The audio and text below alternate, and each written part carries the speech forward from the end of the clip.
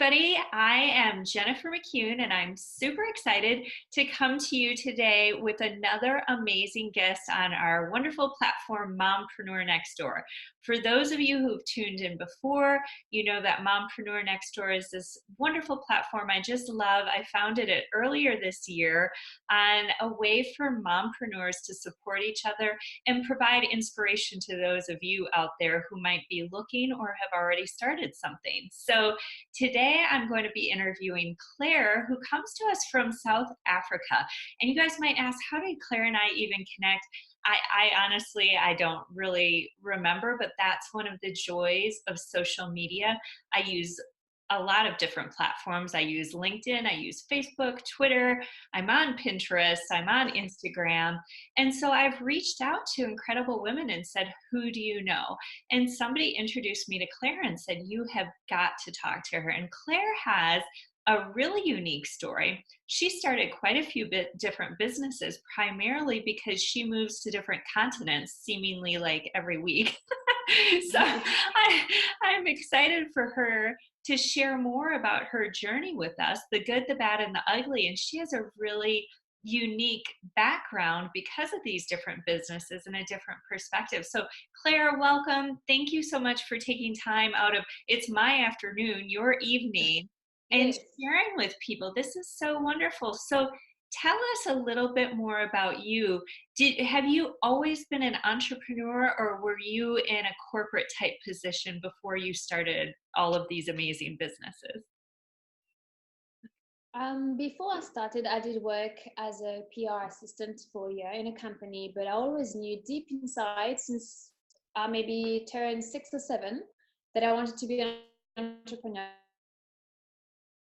Even though at the time I didn't know what it would be like, I just felt like I wanted to create jewelry. I just knew there was something about creation and something that was feminine about it. But then, you are taught to go to school, to get to go to graduation and then get a job. So you just follow the conveyor belt and you do as being told. And I realized that this is not me. And I link pretty much my entrepreneurship to my spiritual quest and to my personal developments.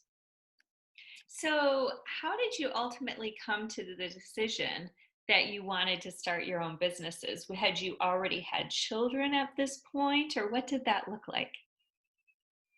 I think it's more or less everybody's story, even though you have a vision and a dream. I became an entrepreneur when my firstborn was 4 months old. And that's when I realized I have the time, I have the desire, and while I'm looking after my child, I can do something that is more creative, that is more me, and I just needed to express myself somehow. So I started my first online business when she was very young. So, now you have had four different businesses, right? Four continents, four businesses. Am I right? Can you Yes, that's right. can you walk us through those a little bit and why you chose what you did and what that evolution looked like? Yes. So basically, I was in France when Eva was born, and maybe that's how it starts at first.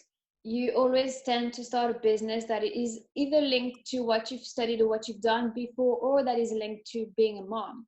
And my first business was baby included. So what I wanted was for mothers or families to go to capitals like Paris, London, New York, etc., and be able to find the right accommodation for them and the baby, the right equipment, so a pram or car seat, and also nannies, very reliable nannies, because I love traveling, but I always felt like having a kid was more difficult. So that was the first business that was so online.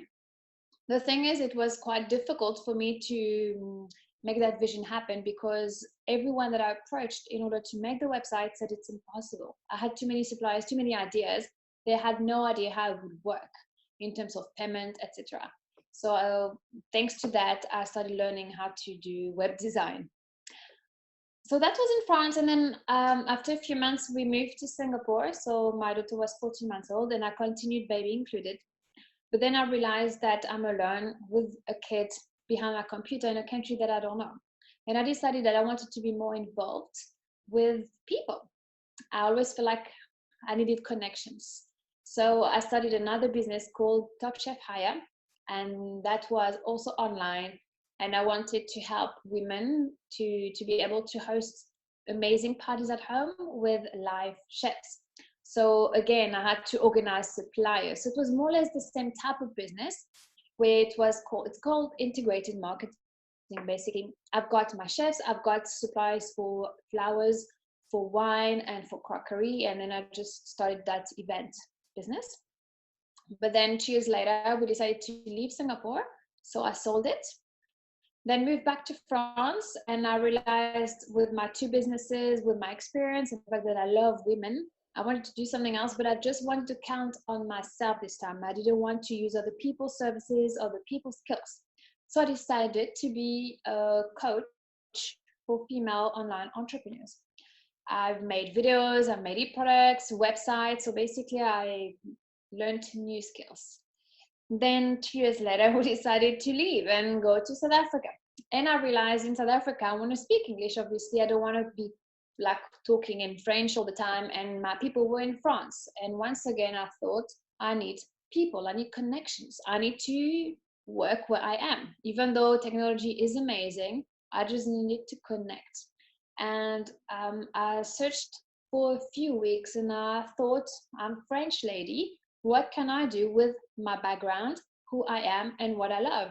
And I realized that there was no lingerie that was nice enough in South Africa. So I Wow. researched all of that.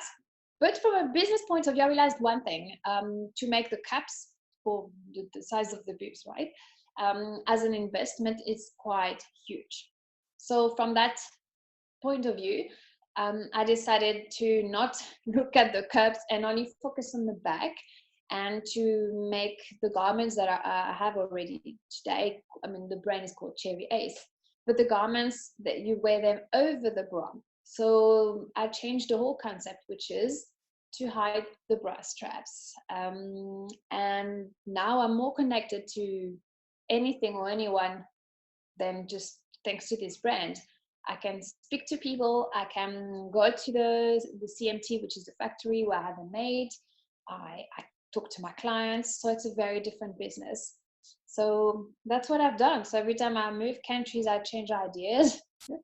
But also, I didn't tell you, it's not a business, but I make cakes, like fondant cakes. I realize I'm creative thanks to my kids, but that's on the side. But just realize I know, I mean, I can express myself. I think it was latent. I just didn't want to do it. But that's what my kids brought out in me. It's creativity. Isn't that wonderful? And I think a lot of times when we're moms, we're so hard on ourselves and we're busy thinking, gosh, Yeah. what we're not doing right. And I think it's so wonderful that you remember and remind yourself what your kids have taught you, and something really beautiful that has come from that, and focusing on that Yes. creativity. That's really, I mean, so you mentioned that that's one great benefit that you've gotten from being a mompreneur and all these businesses and having your kids. What else would you say has been a wonderful thing that you've learned, gotten, acquired, achieved with being a mompreneur? I feel like you never have to stop in terms of your growth, your spiritual growth, personal development. Everything is linked to me, and nothing is constant. There's so much change, and everything I've been doing just taught me that we evolve, and there's so much to learn, so many skills that we have within, but we just don't know they are there. So that's amazing to me to know that we can literally change the world, be of service to other people, and express ourselves. And I think that's why we are here. So I feel that I'm very privileged to be mompreneur because I can spend time with my kids, even though it's not easy. I can say that, but at least I can do something for myself, which Right. is a big plus. I Absolutely. can express who I am.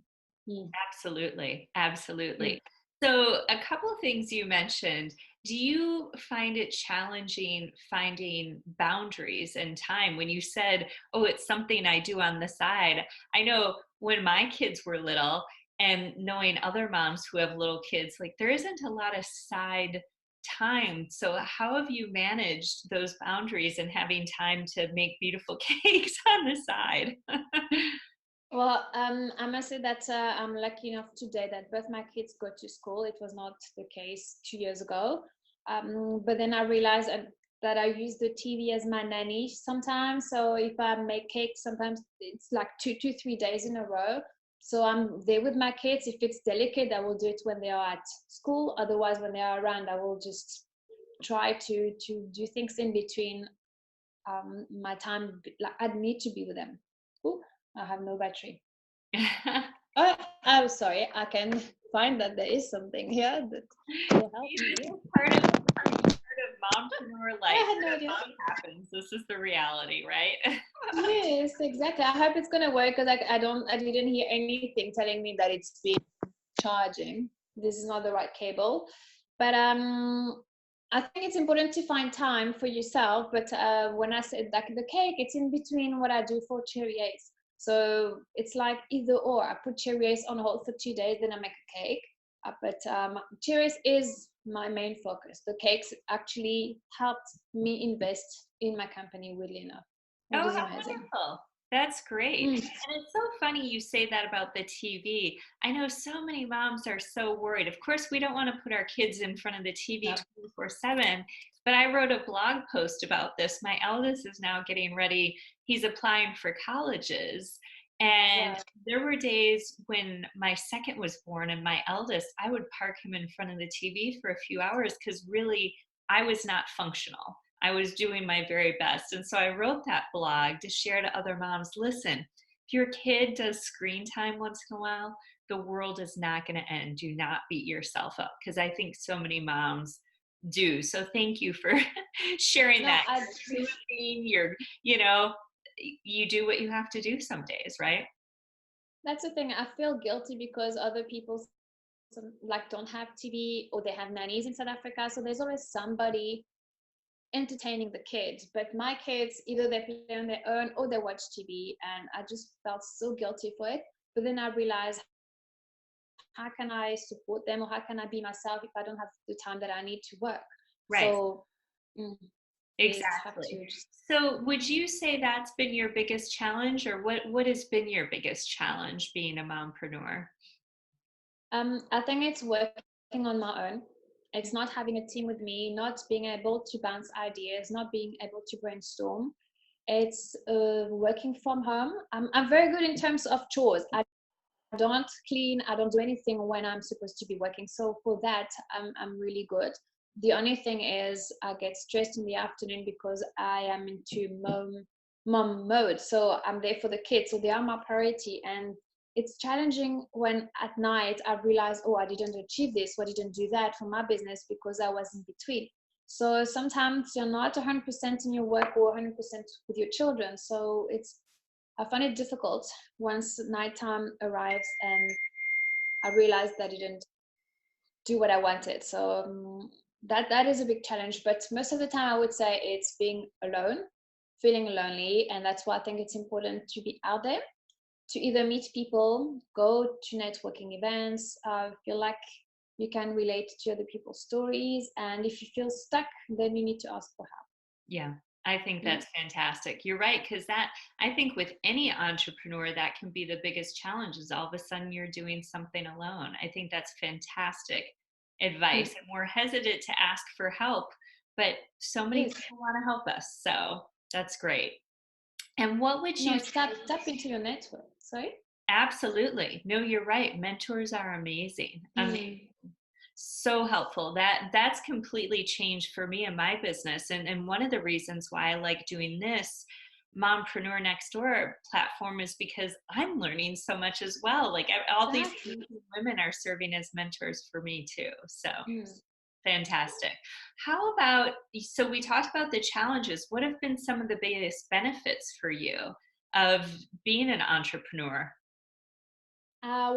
I don't even want to talk about the financial side because that's still tricky. But for me, the benefits, it's I am able to learn more about who I am, my abilities to become more creative, which is a big thing for me because I always thought I was not creative.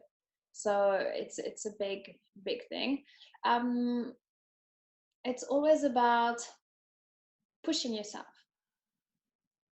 and that's a big thing for me. It's not staying in your comfort zone, it's understanding where are your fears, what does it mean, and work with that. And I always really relate to my personal growth, to my business growth, my spiritual growth. All of that is very much linked.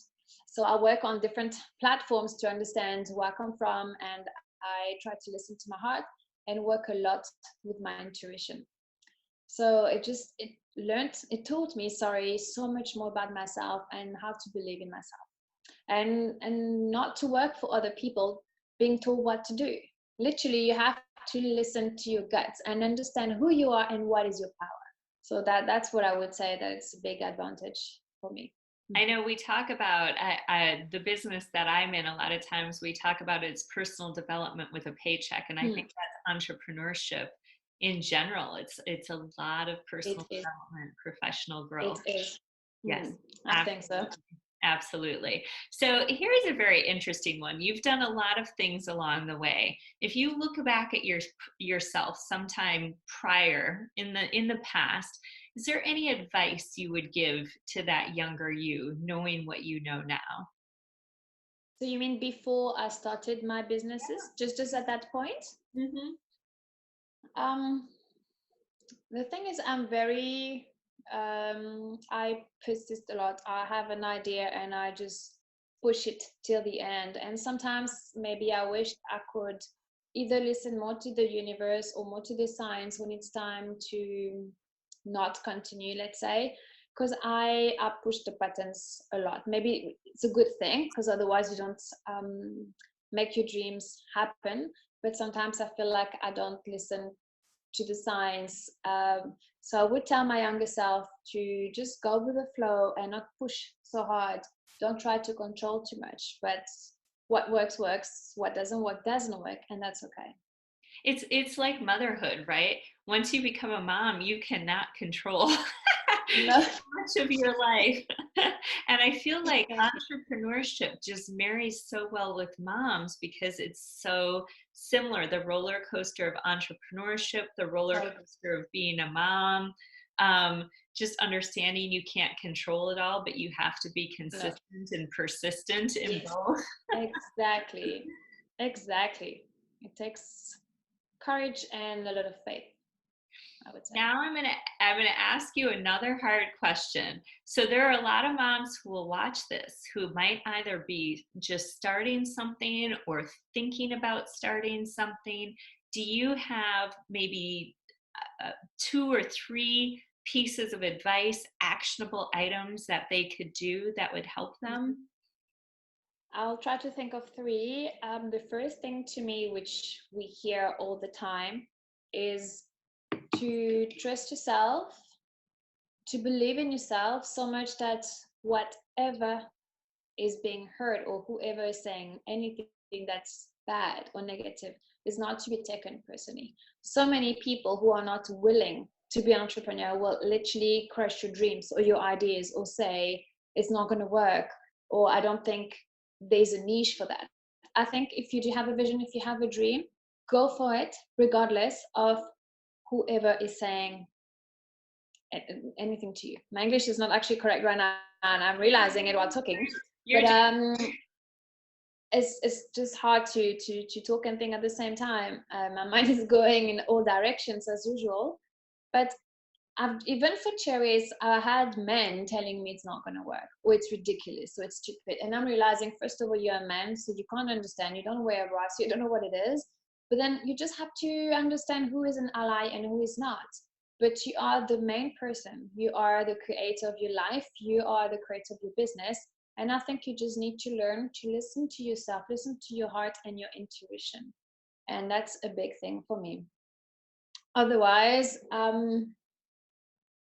other pieces of advice, it's hard because I feel like nothing is constant in this world, and I keep changing, I keep evolving. And even if I read many business books or spiritual books, I always take a piece of advice which is relevant in my case. I just know that it's hard to push. There's always a time or a threshold where you just feel like nothing is working, and you feel like either you just drop it or you continue. And I always feel like you need just to push a little bit harder, because that's a test from the universe as well, to find out if you are strong enough to deserve it or to continue. So I always feel like, I mean, that's one of my strengths, which is also a weakness, I believe. It's to push, push, push, push, push. But at least try to push a little bit harder to find out if it's for you or if it's the business or anything else. But not to give up. Giving up, it means you give up on yourself. But And if it's the right thing, then sorry. well, but I think that is a big challenging point that people reach to, that things get really hard, and sometimes people view different elements that are happening as signs that they shouldn't do it, or signs that it's not right for them. And it's pushing through those moments when the real beauty happens, the real personal, the growth. I think so. And I've had many obstacles, even with Cherries, in terms of factories or people. And you can say, okay, someone dropped me or a supplier dropped me, hence it's not the right business or it's not the right idea. But I think it doesn't mean that. Someone will just go away or make space for you to find the right person or the right product. And I don't believe because you have obstacles that it means it's not right. It's not the right person or the right moment. But that's what I'm saying, to push through. That's one thing that I keep doing. And I believe if sometimes there's a bit of a setback, then go with it. Deal with it. Go within. Ask yourself why this has happened, what it does to you. And if you need to take a few days off, a few weeks off, if you can, of course, then do it. Because if you lack that passion, then you cannot bring your vision alive or your dream alive. It comes from you and within you. You are the sum to your business. If you are not happy, the business will not succeed. So invest in yourself. That's what I would say as another piece of advice. Invest in yourself in terms of, for example, doing yoga, dance, eat well, go see friends, have fun, play. Invest in yourself in terms as well of business skills, but just take care of yourself. Right. Otherwise, there's no business. Absolutely. 100%. This is such great advice. And I think even women in general, just make sure, especially once you're a mom, that you have that self-care, because it can feel very draining. Yes, it's true. We don't take care of ourselves. We need to take care of other people. But I think also self-love should come in, because self-love is a way of taking care of yourself. And we give, but we don't learn how to receive, and we need to give to ourselves as well. I think we have the right to feel good. Absolutely. So before I let you go and go back to those amazing children of yours, do you have anything that I should have asked you? Anything else that you would like to share with everybody that you've learned along this way, along this path of entrepreneurship? I feel like every single business led me to the next one. I feel like every single skill that I learned led me to manifest it in another business. So, for example, now I also want to start spiritual work. I want to learn about energy healing. You could say, oh, that's totally different than what you do with Cherries. But the thing is, because I have been making my website since the beginning, I've done videos, I've done e-products. I know how to market what I'm doing. Basically, I have all the skills in terms of business to actually go into another industry, another service. So I would say nothing is set. Just go with the flow. And however you are evolving, your business or businesses will evolve with you. That's why I believe that you should always be the center of everything, your life, your business, your consciousness. And thanks to that, you're going to be able to serve people better. Right. Absolutely. So Cherry Ace, CHERRY space ACE is the name of your brand now. Now, do you have a website? I know you have a Facebook page. Do you have a website as well? Yes, so it's also cherryace.com. Cherry Ace. That's right. I've got Instagram, Cherry Ace Official, Facebook, also Cherry Ace Official. So I work with these two platforms. Also work with Pinterest, but I would say that for my business, Instagram is the best platform. That's great. Well, just wanted to make sure people knew how to find your beautiful stuff. We can see a little bit in the background there. And thank you so Thank you. much for joining us today. I so appreciate your time. And I know that somebody out there, and probably many people out there, are really going to appreciate what you had to share. So thank you so much for joining us. Thank you to you, Jennifer. Thank you. Pleasure, pleasure. Thank you.